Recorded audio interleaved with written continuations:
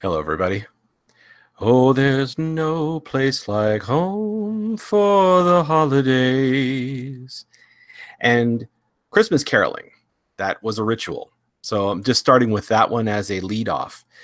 You'd never believe where it actually started from. So today's discussion is going to be about modern rituals and how they affect us in our daily lives, and how many of them you may have not noticed have actually creeped into every single facet of your life, your religion, and the way that you handle your seasons. Hello, everybody. Hello, Zephora. Hi, Diane. Hello, Sonia. I know it's really late for Sonia. My God, it is really late for Sonia. Anybody out there, let's give her some applause, because for her, it is just the other side of the witching hour. You guys can unmute yourselves now. Hi. Hello.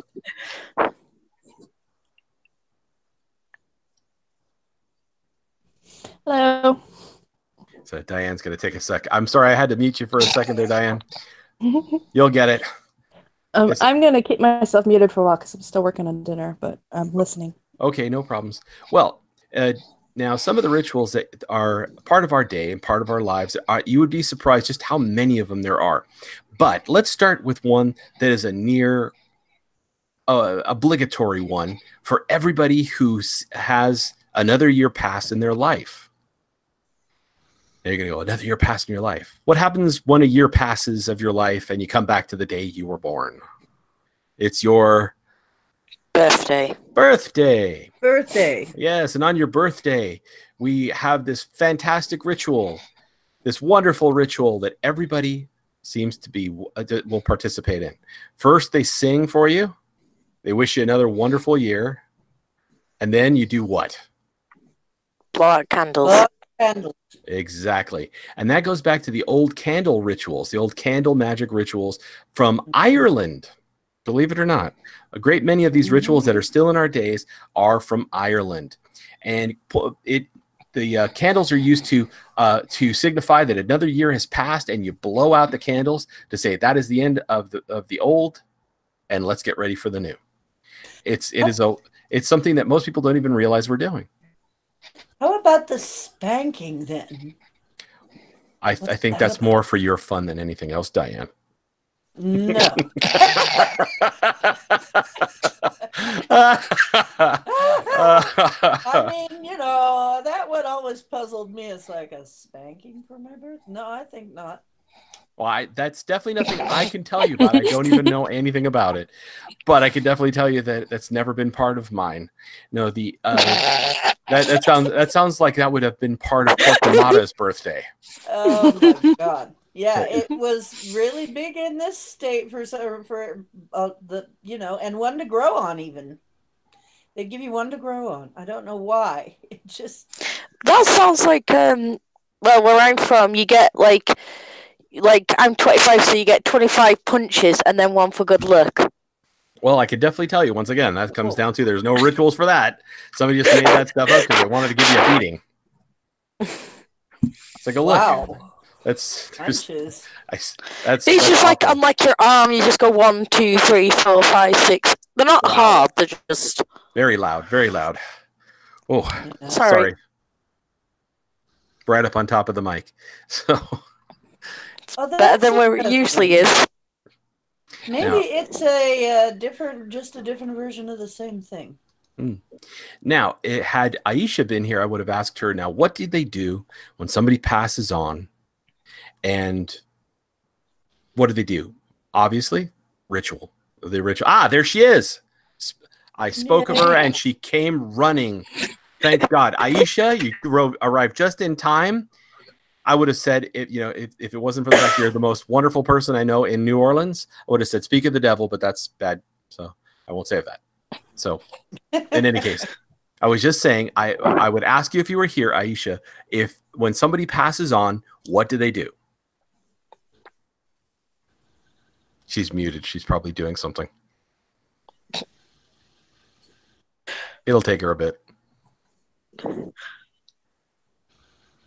Well, of course, they're going to give them they're going to bury the person. That's one as well. But I can't hear this. Sorry. Hello?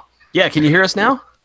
Yes, I'm plugged in now. Okay, awesome. So you actually were, just as I mentioned you popped in because I'm like, oh, if she was here, I was going to ask her. So in New Orleans, when somebody passes on, what do they do there? This is about a ritual that most people don't even realize is very ancient.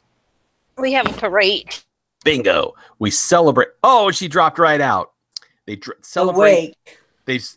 Celebrate the life of the person passing over. They celebrate their life. They drink to them. They remind each other of the wonderful things that they did and the things that they did in their life, how important they were, and how missed they will be. But they celebrate it. They don't cry over the whole thing. They have a parade and they celebrate that person's life. So much more fun than a standard funeral. Oh, That's why I said, have a wake for me. don't have, I'd rather have a wake. I'd rather people be partying. Yeah. exactly.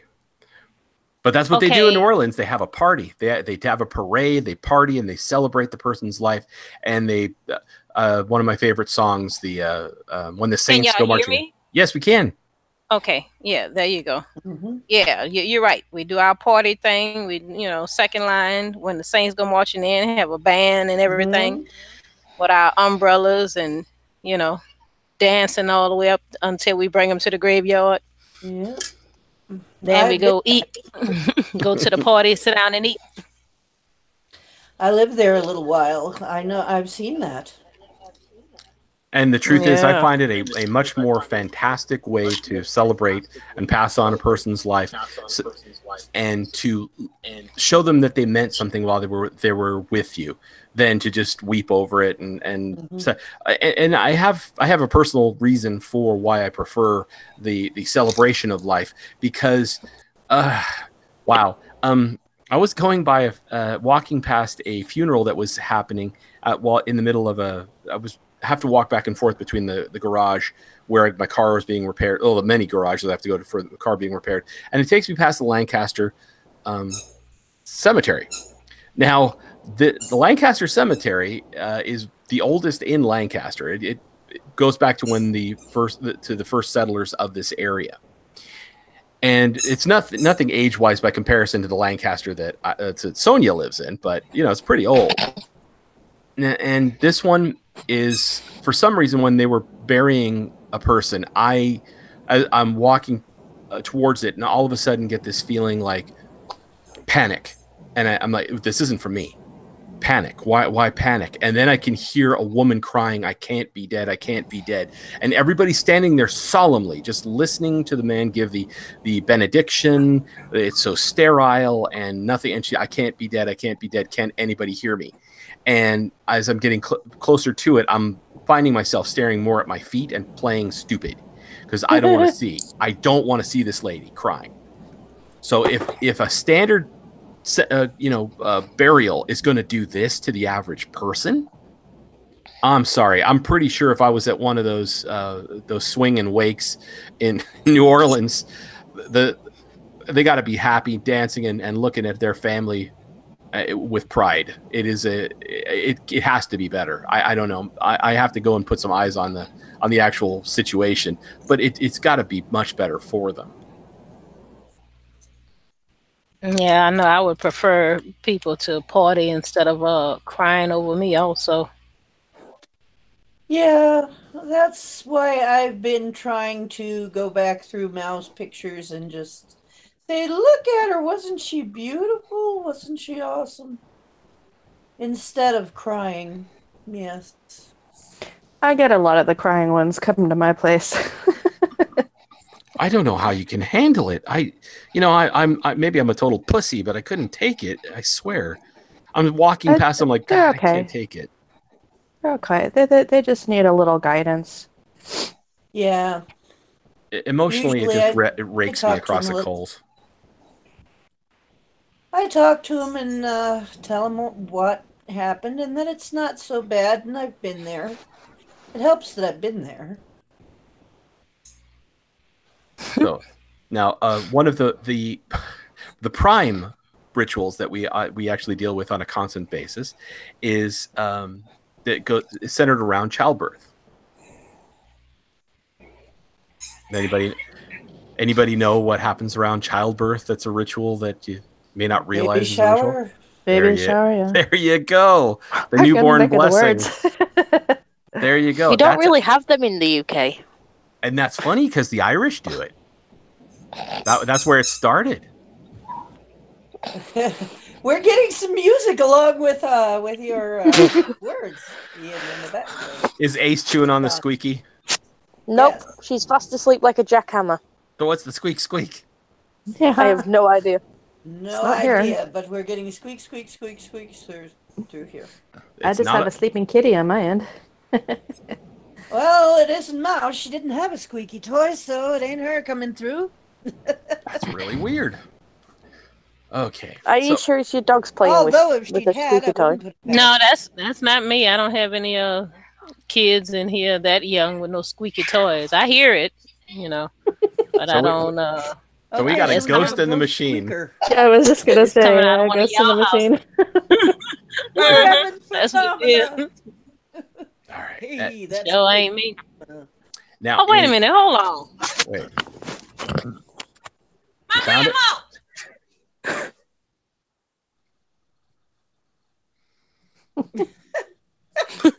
I guess she found it. I thought it was one of it because did she have two dogs? She has 2 new puppies. Yeah. They took. Yeah, I thought it might have been one of them. Yeah, that is them. They done found. Stop it. Stop squeaking that toy. I'm glad I you have know on nothing earphones, so that's the about reason why I did not tell her to stop squeaking the toy. it. We can hear it way in here. I didn't even know y'all had a squeaky toy around here. I apologize. By me having on earphones, I thought it was from one of you guys, until I heard it again. I said, let me take these earphones off. Get that out of here, making all that noise. Sorry about that. That's But okay. at least we know it's not a Alright. ghost in the machine. Okay, so another very common ritual. It has to do with how old you become.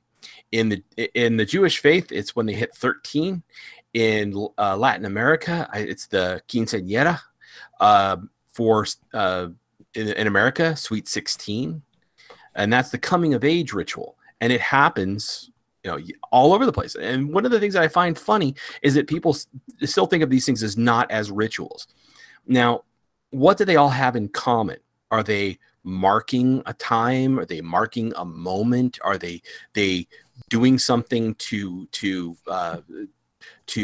gather people together? What do you think is actually happening? What was the original intent of a great many of these? Well, with a bat mitzvah, for instance, or a bar mitzvah, it marks your passage into adulthood, and therefore you could get married. You would have the rights of a adult individual, and so on. Right, but I mean the overarching reason for rituals. What would be the reason for them? Community. Transition. Well, you're Well, getting I suppose closer. you'd have to have it at some point. You'd have to, if you have a Cake? difference between a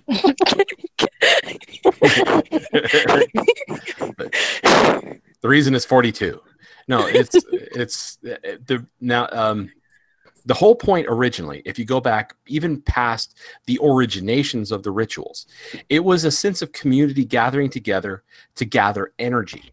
In fact, they still have rituals to this day that are very, very large, even larger than these smaller ones that are everyday rituals. Some of them, such as Thanksgiving.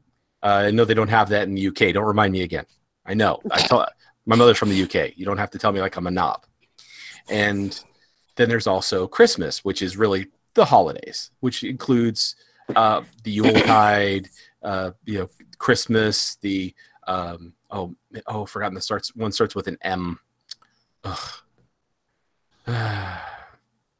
So these are all rituals to gather the people together, and rituals themselves are a means of gathering energy, a means of gathering and focusing energy from either a large group or from a single person who knows these patterns that they need to draw in order to be able to create a larger amount of energy. Some of let's say you went to an Indian powwow, and I'm sorry if I'm getting this wrong. It's not intended to be to tread on anybody's cultural toes, but they will do these different dances and show you things that have to do with fertility, the seasons, and what are they in essence? All of them? What are they? All those dances and songs that they sing.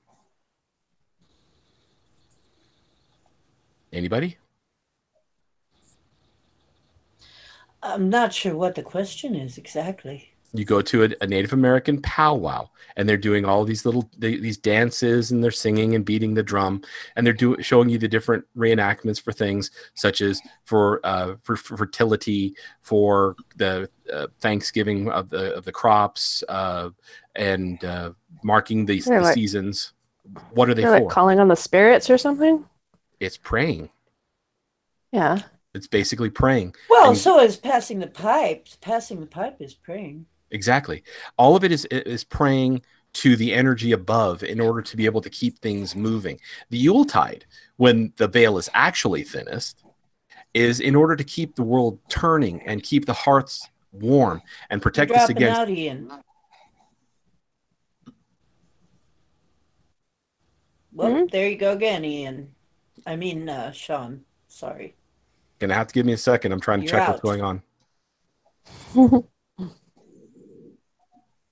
Can you hear me now? Yeah. Okay, just give me a second. I have to unplug the. Can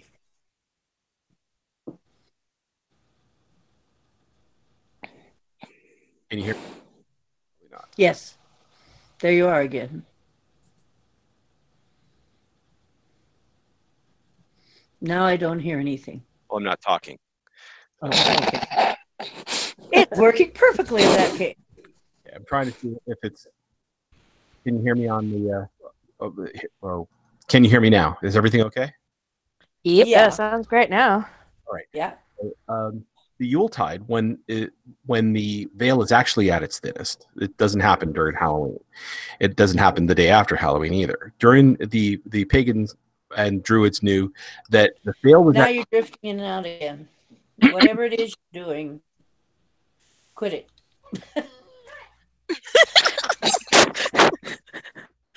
I'm not doing. You can't hear me at all. Breathing. I can hear you. No. Okay. Is anybody else having trouble hearing me? Nope. Okay. So during the Yuletide, when the veil is actually at its thinnest, that is when they knew that they needed to generate energy. They needed to keep the hearth fires going. They needed to protect against the dark spirits. And that was the whole point of the caroling, actually.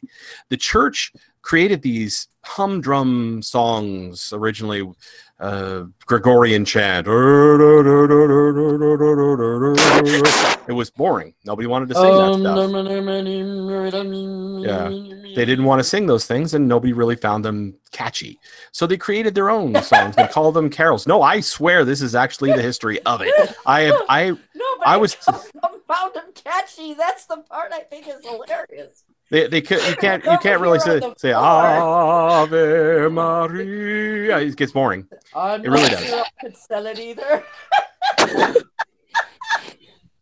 So now you compare that to "Here we go, a wassailing among the leaves so green. Here we come, a wandering so fair to be seen." It's easy for me to remember that. Okay. Yes. So, and those songs were meant to bring light and drive out the harsh spirits that could come and invade your hearth and drive away your happiness and your sense of well-being. And that was the reason why people would gather in Yuletide and they would gift each other with drink, hopefully not too strong, because enough tipple will have you not remembering the words, and you'll be dragging friends between doorsteps. I'm sorry. He's like laughing his butt off, and he's tickling me. And I'm cut it out now. We're trying to be serious here. So that was these points and these rituals were all designed to gather a huge amount of energy and keep people safe and be able to share them amongst each other as a community. And there are rituals that can be done on their own and people that do them alone. And for instance, one of my favorites is you knock over a salt container. What happens when you knock over the salt container? throw it over your shoulder. Throw over your shoulder. For Right. those spirits, Now, what was the belief behind it? Do you know? they were warning you. The whole point that it was knocked over was that something out there didn't want you to have that salt to keep you safe, because salt is like poison for bad things. Okay, and you throw it over your shoulder, and it would because it was about to catch you, and so it was always over the left shoulder because supposedly everything bad came in on the left, all the good things came in on the right. That's a holdover belief from like one hand is clean and the other hand is dirty thing from way back in the Old Testament. Which is kind of screwy, because really when I see people over a person's shoulder, usually the maternal is on one side and the fraternal's on the other. It's a belief. It has nothing to do with validity. These are just rituals that people have adopted. Oh, I just happened to think, Ian, could that be why they do it that way at a wedding? Which way?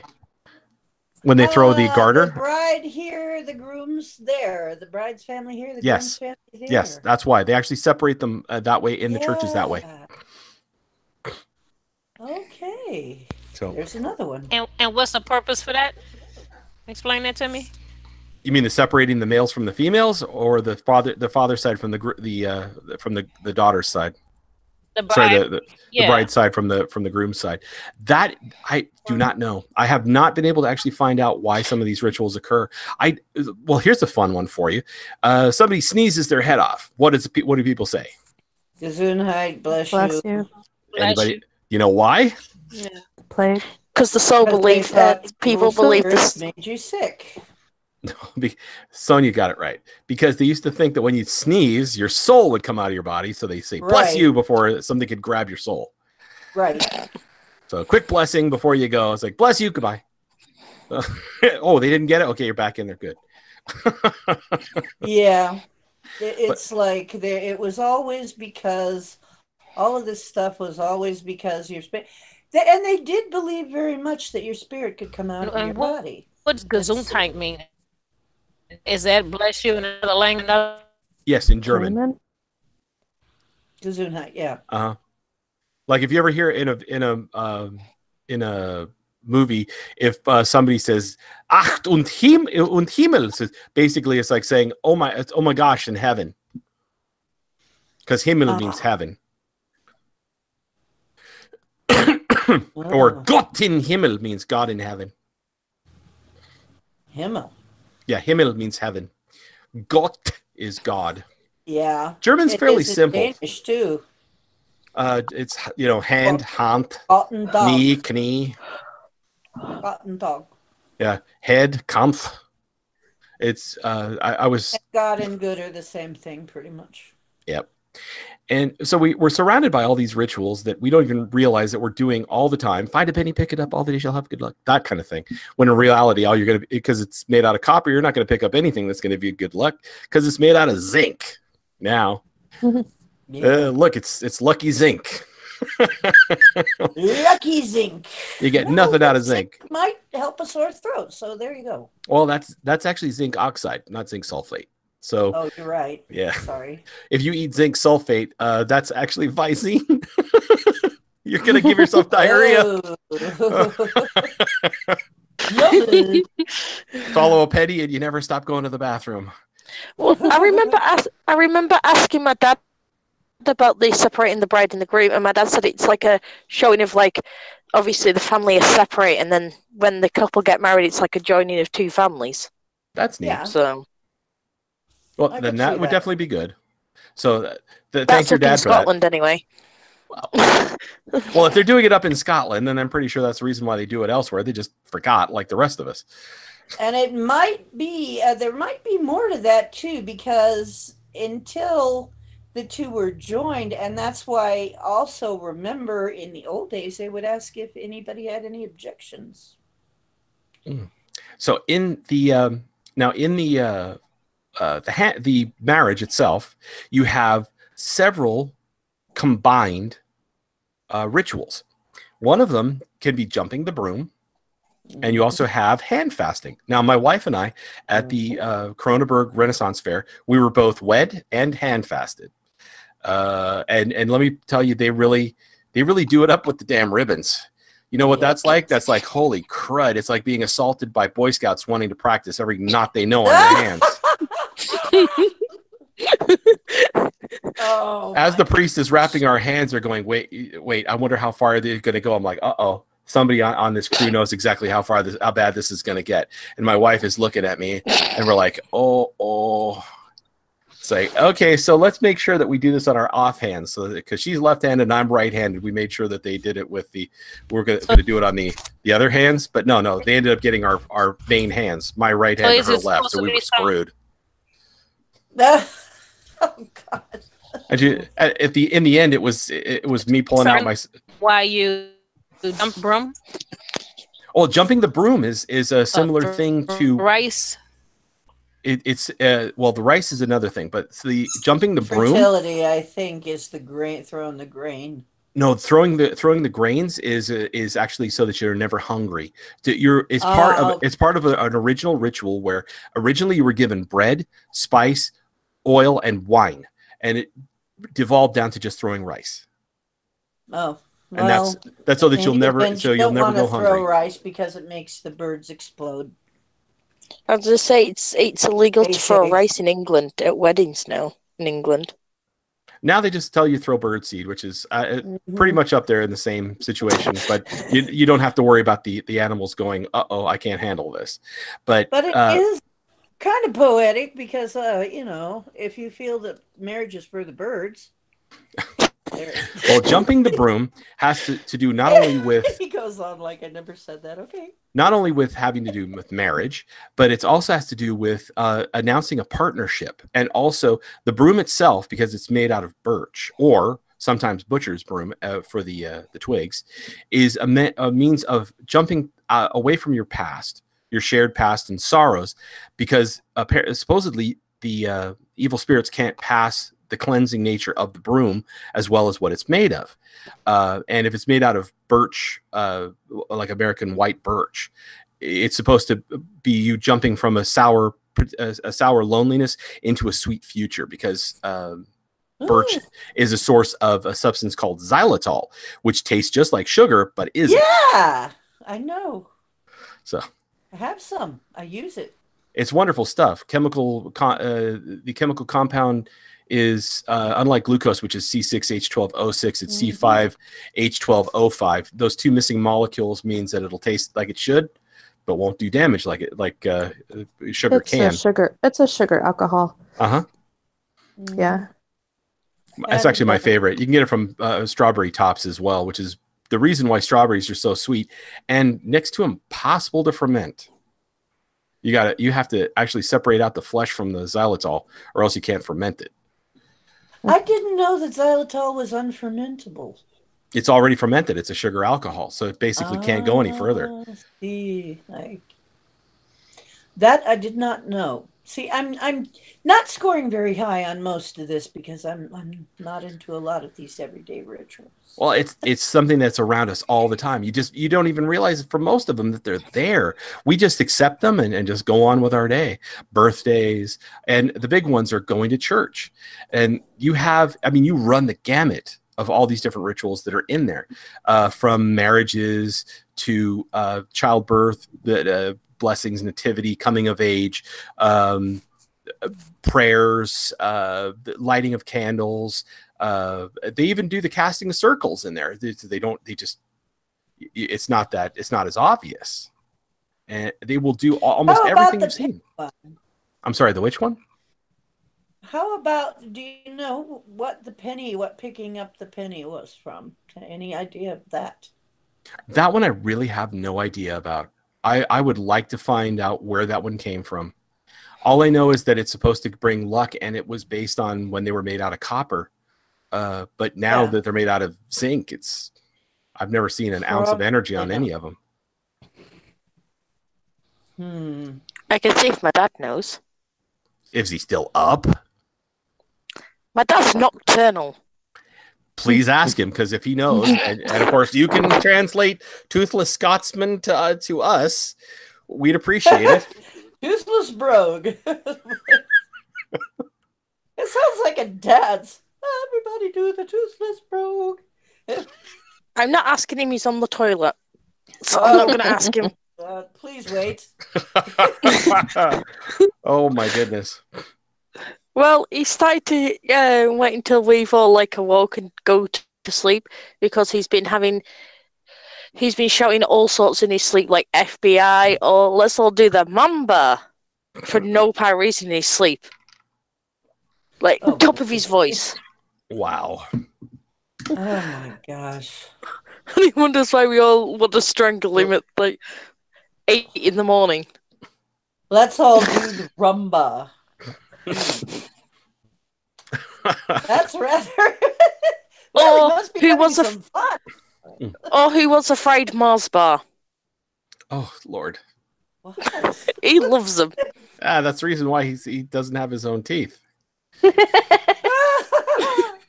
No, he technically broke them by opening beer bottles with his teeth.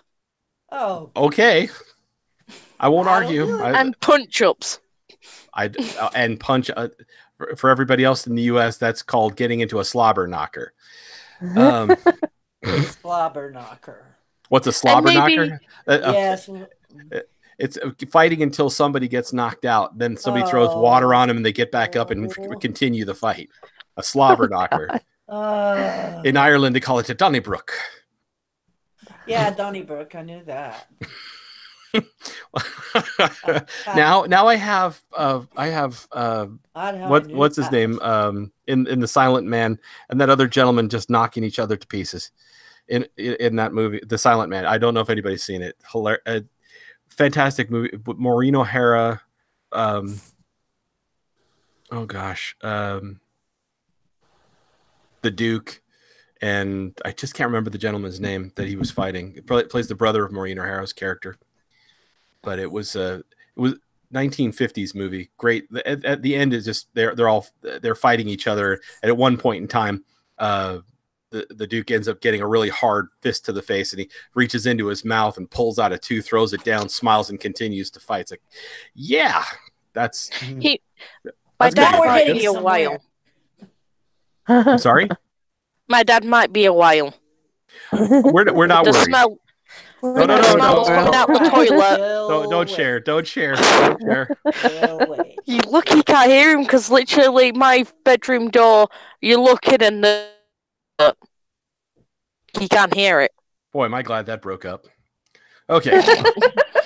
Yeah, that was a blessing. There's somebody out there looking out for us. She was about to describe something too much, and they went clang, and she no, it's just literally. I can see the toilet. Okay, well let's leave this PG-13. Okay. So I was saying it's lucky you can't hear it. Get through this. I do want to say, okay, I'm going to interrupt and say, change the subject really quickly. That's actually how David ended up with two different looking eyes. Is he liked to get into fights when he was younger. He liked to get into fights and roughhouse with his friends. They thought that was fun. And you'll notice that Elton John made a song about it too. That was very common. That was fun. Oh, as a bouncer, I can tell you, not much fun. I know people like to say how wonderful it is, but no, sorry. It isn't really, but there's some people who they will go back and they will gloss it over as, wasn't that wonderful? When you win, that fun? When you win, yes. Wait, but if you don't, that if you're the person that's on the bottom of a knuckle sandwich, then you're not a happy person. And of course, even if you are the person who wins, one of the things that can happen afterwards is you find, and because I rarely did not win, is I would end up with my knuckles so screwed up because my sensei would tell me this over and over: don't hit people in the face, but it's your automatic reaction because it's an easy knockout. Bastards always smile when you punch them in the face. That doesn't really mean they smile. It means lips peel back over teeth when hit hard. And you go home and you're dousing hydrogen peroxide on really raked up knuckles going, ah! Well, even hydrogen peroxide hurts when it's like I say, when he was doing that, he just didn't give a crap's because, let's just say, his parents weren't the best. Right. So So, and it was his way of getting money. So, anybody else got it's any? One of those things that I guess he got punched in the eye so hard that it permanently enlarged his. Well, it dilated it, right? It dilated it open. Yeah, dilated it open. It was his left eye. So that's why he looked like he had two different colored eyes all his life. Mm. Yep. So does anybody have any other rituals that you've experienced or that you've seen or that you even realized you were in the presence of and didn't know it?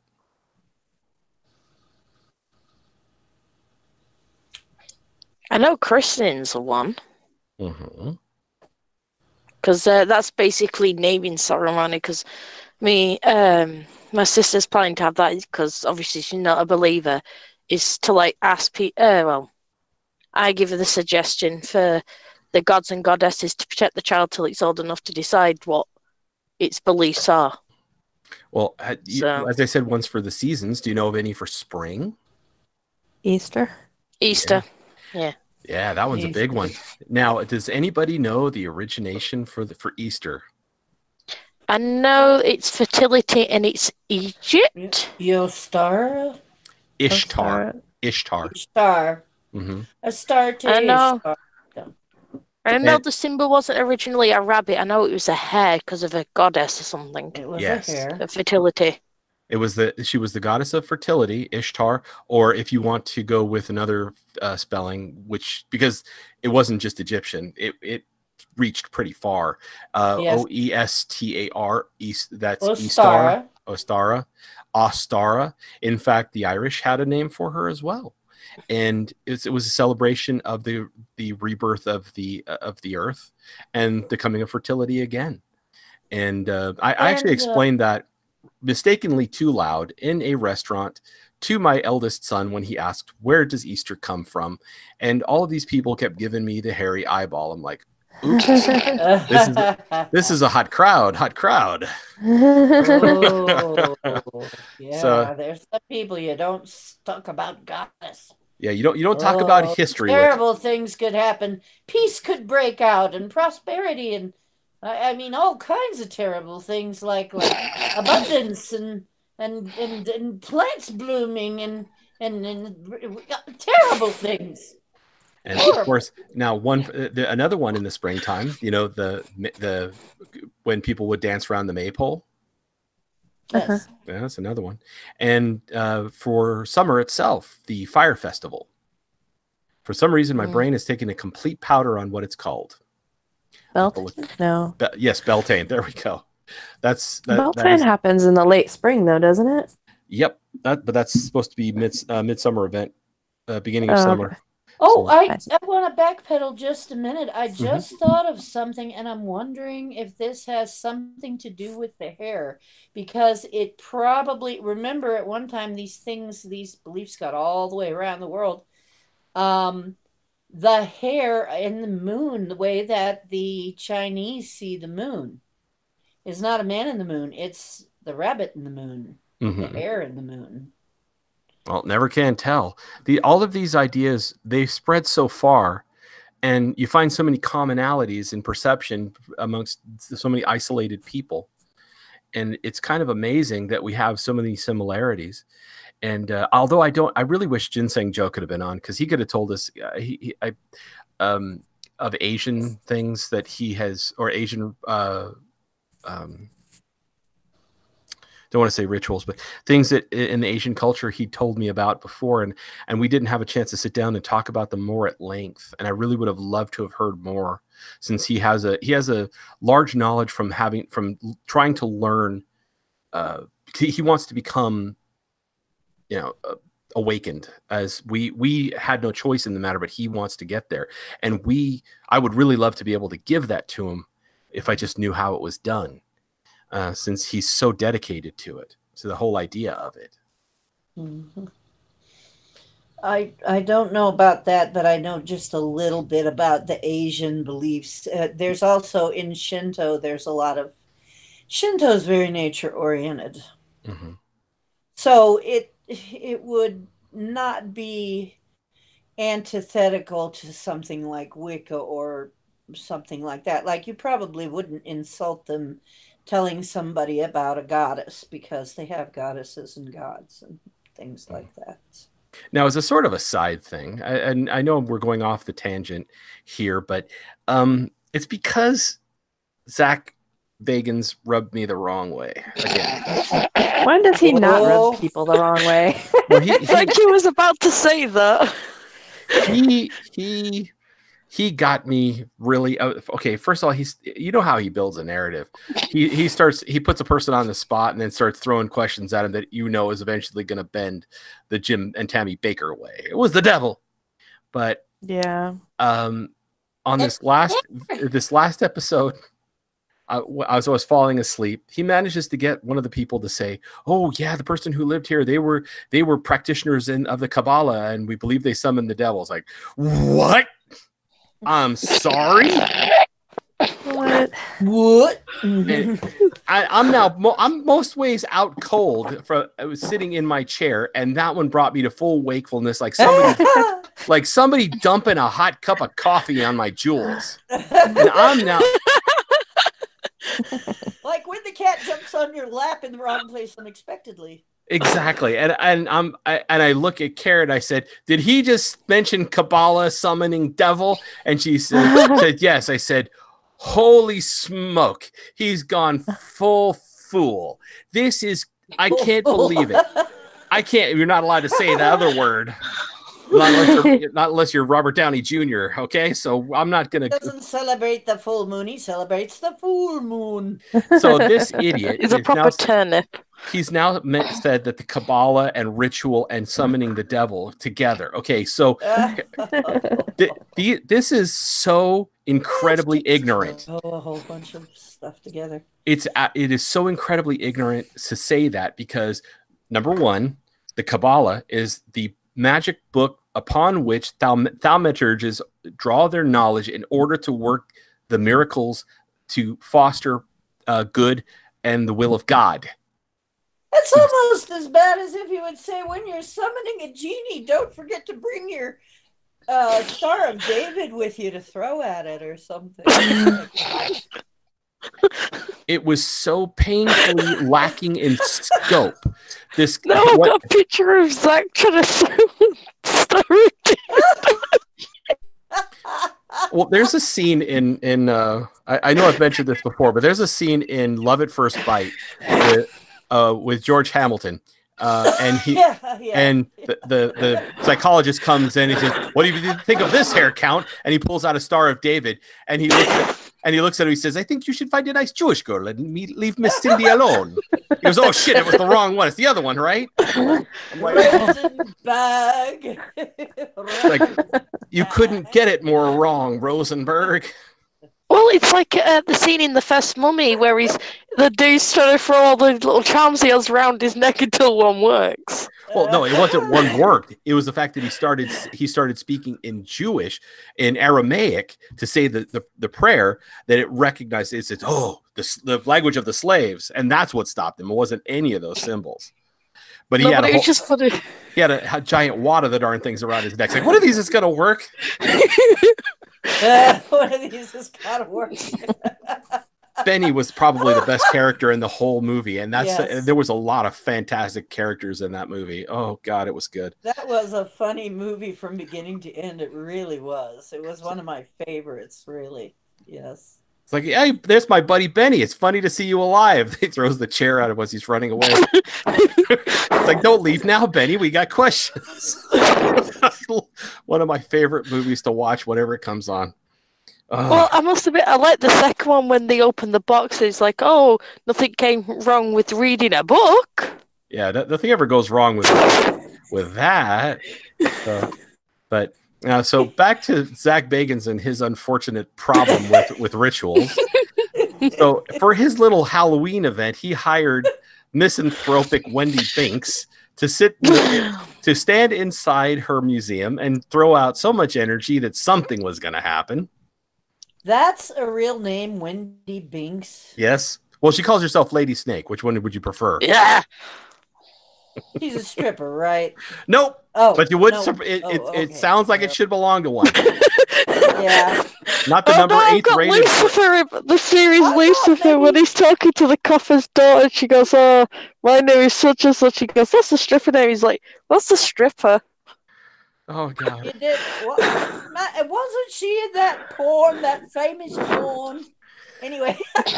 So Kidding. essentially, what she was doing in Zach's museum was basically ritual porn, because all she wanted was to get something to work, so that something would go crazy in that place and go, "See, I did that." Like, that's a mark of honor. Like Well, I they say, were desperate to Did get I something to do happen because it was that? live TV. I mean, I'm clearly very, very convinced that they faked that quote unquote direct voice phenomenon because it just sounded like someone overdubbed it in the trailer. They were just really desperate for anything to happen. Since I wasn't there, I reserve judgment because I have no idea. The place could be a hot spot. It couldn't be. I don't know. Wendy Banks is not one of the stronger psychics in the world, but when Patty Negri goes in there, it's like somebody wrapped her in a what do they call a scourge, a giant scourge, and she's trying not to move so much so she doesn't get scraped. And that's with her defenses up. So I can't go off of Wendy. Patty Negri is way more capable. oh, just like when them two met up, that was hilarious. Yeah. Zach's dancing in the middle. And this time, Wendy Binks was inside, and he kept Patty Negri outside. That way, we didn't have a blood and guts screw up. You know what I mean? Because round 2 was going to be brutal. Well, it's like with Against Cauldron. What the hell was he thinking, letting her loose with that? Yeah, 10 know what points. he's thinking. Ratings. That's all he's thinking. Yeah. If it doesn't make ratings, what's the point of doing it? I'm sure there's tons of stuff going on in that museum. You forgot a ritual. What I forgot? Making lots of noise on New Year and blowing off fireworks and stuff like that. Now, see, I didn't know about that one. Hit me. What about that one? Is to once again, here we go. I am told that was to scare away evil again. Oh yeah, because that's during the Chinese New Year they do that to scare away evil spirits. Well, they do that in America too. I mean, fireworks and noisemakers at parties and noisemakers and stuff. That's what that was supposed to be. See, my brain compartmentalizes New Year's in America from Chinese New Year's, because here they shoot guns in the air. Yeah. Well, I was just thinking, hey, same concept, right? Lots of noise. It is gunpowder. Just shoot the evil spirits. Sorry, my brain just automatically goes, "Boy, this is stupid. What goes up must come down," kind of thing. Well, it does. It does. Unfortunately, I must admit, I need to ask my dad, because we have something called Mischief Night. Oh, I definitely be curious about what that one's all about. See, and so we what's that the one? April's Fools as well. April Fools, that's right. See, and April Fools, most people don't realize this, because I know about this much of it, not what the ritual is behind it, but I do know that if you have not been able to make a person a fool by noon, after that, any attempt to try and do so, you're the fool. The cutoff point is 12 o'clock, not 12 midnight, 12 o'clock. I didn't know there was a deadline. There is. I didn't know there was a April deadline. Fools, it's 12 noon.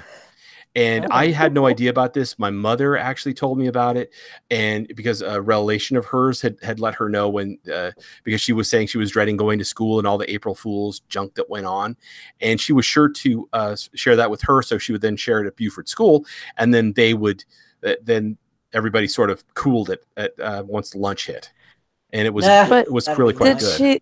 Did she say that because that was the history of it, or did she say that just to get the kids to calm down? I've always known it. I was to say I've always known it ends at 12 o'clock, and 12 o'clock, and I've never heard of this, so that's totally new to me. That's interesting. And I really don't know what the reason for it would be. I can surmise. I could surmise only, and here's the surmise that I would give is because it seems to me that it's possibly something to do with the Fae, because the Fae love jokes, and the Fae have several cutoff points. If it is the Unseelie Court, the cutoff point is going to be noon and sundown, and if it is the Seelie Court, it is midnight and dawn. Those are points where spells end. They simply end. they can't continue going unless they've been renewed or re-begun for them. That's their limitation in the way that their magic works. That's the only thing I can come up with, because that's the only thing that takes place at those times. I've always been curious about the other one I said. Can't remember now. My brain's gone. April Fools? Mischief Nights. Mischief Nights. Yeah, no, yeah. But like I say, he's still going. He's still busy. He's busy. He's in there being productive. Leave him alone. In Yes. any case, the fairy godmother in Cinderella, the reason why her spell had to end at midnight was because of that. So that's how from history into fiction we get the trail over. So then they thought it was something evil then, because it would be unseelie then, because you said the unseelie was at noon and sundown. Oh, yes. Well, then it would be a seelie. It would be an unseelie thing. The seelie court is the good court, basically the summer court. The unseelie is the winter court. Right. It might actually have be like a ritual that has something to do with. I mean, it is April 1st. I'd have to look at a pagan calendar and see if there's anything that goes on at that time. I don't have my books on me at the moment. They're at Paul's. I'm at my dad's. So. And the stuff I have, they're in a box because I read from my room. And the bedroom I'm in is bigger. I'm having to go in there. I want to get covered in paint. I mean, my PJs. Well, I'm pretty sure there'd be something for the equinoxes and the solstices. Yes. There has to be. Well, the summer solstice, I believe, is the fire festival. That's Beltane. Is that the one where the sun's in the sky for the longest? And the summer solstice. The equinoxes are when they're equal days. They're equal. Beltane is on May Day. It's May 1st. Okay, so spring and autumn. So then let me look at the pagan calendar. Is equinox and the solstices are summer winter. I've got the circle in my head because I have a little book I usually carry around in my bag, and it's got the whole circle thing. In my bag. Yeah, I'm willing to bet for every Sabbath there's some kind of. I think there's a thing for pretty much all the seasons. And as I say, there's a celebration of when the sun's like the longest day of the year or whatever. I cannot remember it. Because they always do a celebrate at Stonehenge. I've always wanted to go. Mm-hmm. Yeah, Beltane is the first day of summer in Ireland. Yeah, so that is the fire festival. Yes. Yeah. That is the fire festival. So it goes from Beltane to just before Litha. Mm-hmm. So yeah, I'm not out of my head. And then of course there's the equinoxes, the days and nights. The autumnal equinox is called Mabon, and that's the harvest festival. So see, there. Right. The autumnal equinox. Oh my gosh, they actually have Germanic minor festivals and rituals here on. Wow, Wikipedia is not totally useless. That's pretty neat. Ooh. Wow, it's hard for me to say that. Yeah. There's actually a World Tree Day, Yggdrasil Day. Oh, lovely. The 22nd of April. That's neat. I didn't know that. Well, I wonder if that has something to do with Arbor Day. And the winter findings celebration marks the beginning of winter, held on the date between Haastblot and Winternights. Mid-October. That's neat. Summer finding celebration, which marks the beginning of summer, held on the dates between Ostara and Walpurgis night. Walpurgis. Yeah. Wow. That is neat. There's a lot of neat stuff on here. I had no idea these guys weren't completely useless. I'm sorry. Well, it happens sometimes that they have something. I mean, probably in the parts that are not, having anything to do with really informing the public of things that they consider really important. Well, Well, it's like the saying, a broken clock's always right twice in a day. Yeah. Even a broken clock's right twice a day.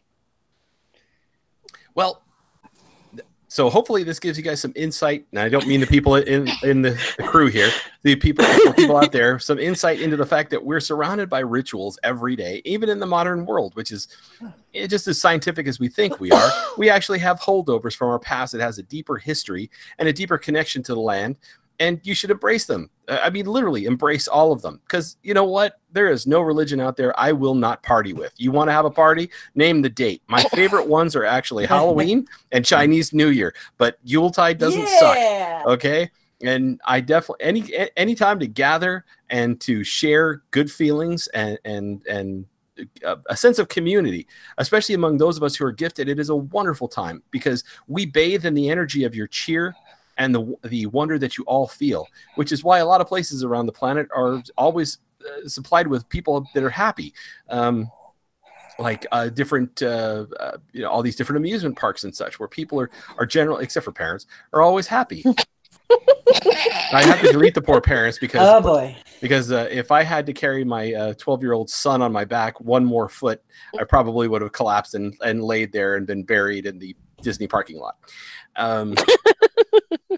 I did find out why there's always a feast. Why? Because when you do it, because I was in a coven for a while. And one of the reasons we finally figured out why they would always have something to eat afterwards is because whenever you do some kind of magic working at all in a group like that, especially afterwards, you are hungry like nobody's business and you need to ground, and the food tastes excellent. Absolutely excellent. So we would, and that is one thing we noticed and we figured it out. We thought, you know what? That is really a good way to ground is you dance. Dance is a grounding, and eating food is also grounding. So after you're flying around up there, it's like you come down and come back into your body and do bodily things. That's interesting. Don't bring up your dad again. No. Huh? No, it doesn't matter. I wasn't thinking about my dad, trust me, when you said bodily things. I wasn't even going there. Now you scared me.